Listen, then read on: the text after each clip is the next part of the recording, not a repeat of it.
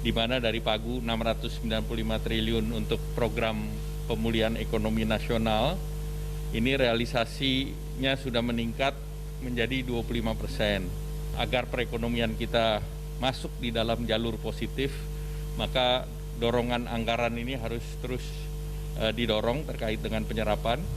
Anggaran untuk memulihkan ekonomi nasional mencapai 695,2 triliun rupiah. Besar. Tapi hingga Agustus baru terserap 25% atau sekitar 174,79 triliun rupiah.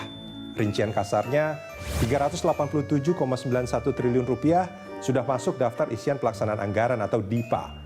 Sementara 155,96 triliun tercatat tanpa DIPA.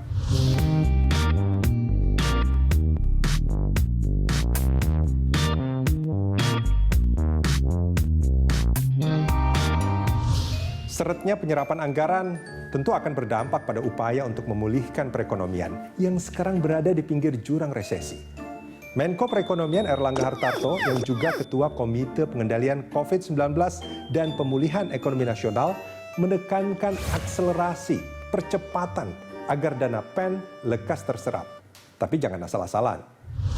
Kemudian beberapa program yang terkait dengan pemulihan ekonomi dan mempunyai dampak signifikan seperti padat karya maupun yang akan menjadi pembangkit terhadap pertumbuhan ekonomi. Nah, ini yang akan terus dibahas. Setelah dievaluasi, salah satu penyebab rendahnya penyerapan anggaran adalah tersendatnya distribusi dana bansos. Dana bansos tak bisa langsung tersalurkan karena data yang tidak akurat antara pemerintah pusat dan daerah. Padahal, dana bansos bisa mendorong konsumsi masyarakat.